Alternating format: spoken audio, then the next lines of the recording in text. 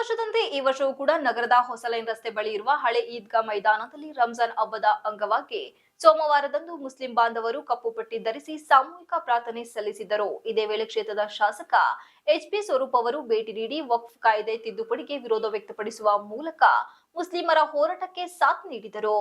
ಕ್ಷೇತ್ರದ ಶಾಸಕ ಎಚ್ಪಿ ಸ್ವರೂಪ್ ಮಾತನಾಡಿ, ಈ ವರ್ಷ ಯುಗಾದಿ ಮತ್ತು ರಂಜಾನ್ ಒಟ್ಟಿಗೆ ಹಬ್ಬ ಬಂದಿರುವುದರಿಂದ ಸೌಹಾರ್ದಯುತವಾಗಿ ಎಲ್ಲರೂ ಒಟ್ಟಿಗೆ ಆಚರಿಸುತ್ತಿದ್ದೇವೆ. ಇಂದಿನಿಂದಲೂ ಕೂಡ ನಾವುಗಳು ಶುಭ ಹಾರೈಸುತ್ತಿದ್ದು, ಹಿಂದೆ ನಮ್ಮ ತಂದೆ ಶಾಸಕರಾಗಿದ್ದಾಗ ಪ್ರತಿ ವರ್ಷ ಇಲ್ಲಿಗೆ ಬಂದು ಶುಭ ಹಾರೈಸುತ್ತಿದ್ದರು.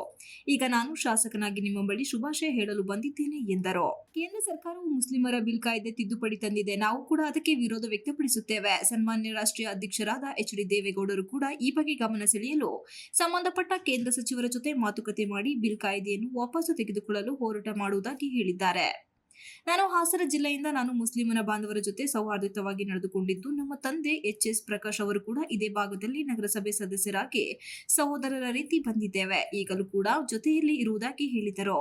ಈದ್ ಕಮಿಟಿ ಅಧ್ಯಕ್ಷ ಸಮೀರ್ ಖಾನ್ ಮಾತನಾಡಿ, ಸಮಸ್ತ ನಾಗರಿಕ ಬಂಧುಗಳಿಗೆ, ಅಣ್ಣ ತಮ್ಮಂದಿರಿಗೆ ಹಾಗೂ ಅಕ್ಕ ತಂಗಿಯಂದಿರಿಗೆ ರಂಜಾನ್ ಮತ್ತು ಯುಗಾದಿ ಹಬ್ಬದ ಶುಭಾಶಯಗಳು ಎಂದರು. 30 ದಿನಗಳ ಕಾಲ ಉಪವಾಸವನ್ನು ಮಾಡಿ ಕೊನೆಯ ದಿವಸ ಸಾಮೂಹಿಕ ಪ್ರಾರ್ಥನೆಯೊಂದಿಗೆ ರಂಜಾನ್ ಉಪವಾಸ ಮುಕ್ತಾಯಗೊಳ್ಳಲಿದೆ.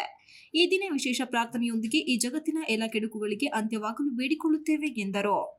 ಥೈಲ್ಯಾಂಡ್, ಪ್ಯಾರಿಸ್ನಲ್ಲಿ ನಡೆಯುತ್ತಿರುವ ಅನಾಹುತಗಳು ತಪ್ಪಲಿ ಎಂದು ಈ ವೇಳೆ ಸಾಮೂಹಿಕವಾಗಿ ಪ್ರಾರ್ಥನೆ ಸಲ್ಲಿಸಿದ್ದೇವೆ.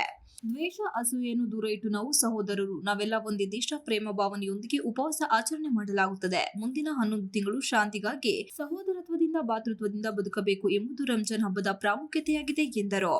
ಕಡುಬಡವರ ಸೇವೆ ಮಾಡುವುದು, ಇದ್ದವರು ಇಲ್ಲದವರಿಗೆ ಕೊಡುವುದು ರಂಜಾನ್ ಹಬ್ಬದ ವಿಶೇಷತೆ ಎಂದು ಹೇಳಿದರು. ಕೇಂದ್ರ ಸರ್ಕಾರ ಜಾರಿಗೆ ತಂದಿರುವ ವಕ್ಫ್ ಮಸೂದೆ ವಿರೋಧಿ ನಾವುಗಳು ಕಪ್ಪು ಪಟ್ಟಿ ಧರಿಸಿ ಶಾಂತಿಯುತವಾಗಿ ವಿರೋಧವನ್ನು ವ್ಯಕ್ತಪಡಿಸುತ್ತಿದ್ದೇವೆ ಎಂದು ಕಾಯ್ದೆ ಕುರಿತು ಇದೇ ವೇಳೆ ವಿರೋಧದ ಮಾತುಗಳನ್ನಾಡಿದರು. ಈ ಒಂದು ಸಂದರ್ಭದಲ್ಲಿ ಈ ರಂಜಾನಿನ ಅರ್ಥ ಆಗುತ್ತೆ.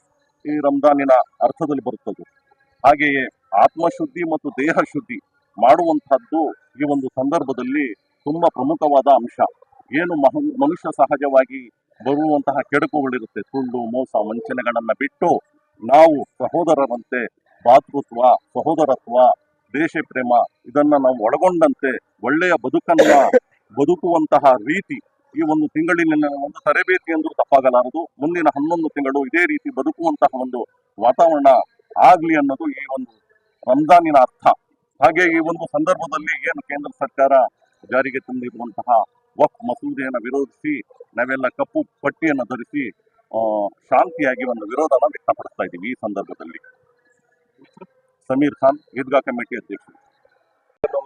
ಸಹೋದರರು ಎಲ್ಲ ಒಟ್ಟಿಗೆ ಸೇರಿ ಇವತ್ತು ರಂಜಾನ್ ಹಬ್ಬವನ್ನು ಕೂಡ ಆಚರಣೆಯನ್ನು ಮಾಡಲಿಕ್ಕೆ ಮಸೀದಿಗೆ ಬಂದು ಆಶೀರ್ವಾದನ ಪಡೆಯಲು ಬಂದಿದ್ದೀವಿ. ಸಂದರ್ಭದಲ್ಲಿ ಏನು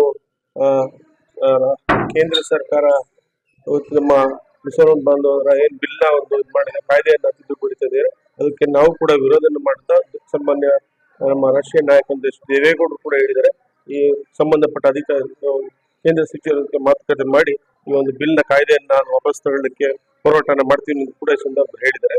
ಮತ್ತೊಮ್ಮೆ ನಾನು ಎಲ್ಲ ನನ್ನ ಮುಸಲ್ಮಾನ್ ಬಾಂಧವರಿಗೆ ರಂಜಾನ್ ಹಬ್ಬದ ಶುಭಾಶಯಗಳನ್ನ ಕೋರ್ಲಿಕ್ಕೆ ಬಯಸ್ತೇನೆ. ಹಿಂದೂ ಮುಸ್ಲಿಂ ಭಾವೈಕ್ಯತೆ ಬಗ್ಗೆ ನಾವು ಹಾಸನ ಜಿಲ್ಲೆಯಲ್ಲಿ ನಾವು ಯಾವತ್ತೂ ಕೂಡ ಸಹೋದರ ಸಹೋದರಿ, ನಿಮಗೆ ಗೊತ್ತಿರೋ ಹಾಗೆ ನಮ್ಮ ತಂದೆ ದಿವಂಗತ ಎಚ್.ಎಸ್. ಪ್ರಕಾಶ್ ಅವರು ಕೂಡ ಇದೇ ಭಾಗದಲ್ಲಿ ಅವರು ನಗರಸಭಾ ಸದಸ್ಯರಾಗಿ ಚಿಕ್ಕ ವಯಸ್ಸಿಂದನೂ ಕೂಡ ನಾವೆಲ್ಲ ಅಣ್ಣ ತಮ್ಮಂದಿರ ರೀತಿಯಲ್ಲಿ ಸಹೋದರ ರೀತಿಯಲ್ಲೇ ಇರೋದು. ಈಗಲೂ ಕೂಡ ನಾವೆಲ್ಲ ಸಹೋದರ ರೀತಿಯಲ್ಲೇ ಹೆಚ್ಚಾಗಿ ನಾವು ಪ್ರೀತಿಯಿಂದ. ಹಳೆ ಈದ್ಗಾ ಮೈದಾನದಲ್ಲಿ ರಂಜಾನ್ ಹಬ್ಬದ ಅಂಗವಾಗಿ ಕಾಂಗ್ರೆಸ್ ಯುವ ಮುಖಂಡರಾದ ಜೆಸಿಪಿ ಚಂದ್ರಶೇಖರ್ ಆಗಮಿಸಿ ಮುಸ್ಲಿಮರಿಗೆ ಶುಭಾಶಯಗಳನ್ನು ಕೋರಿದರು. ಜಾಗದ ಕೊರತೆಯಿಂದ ಮತ್ತು ತಡವಾಗಿ ಬಂದವರು ಹೊಸ ಲೈನ್ ರಸ್ತೆ ಮೇಲೆ ನೂರಾರು ಜನ ಮುಸ್ಲಿಮರ ಸಮುದಾಯದವರು ಪ್ರಾರ್ಥನೆ ಸಲ್ಲಿಸಿದರು. Srinivas, TV 46 Malenadu news, Hassan.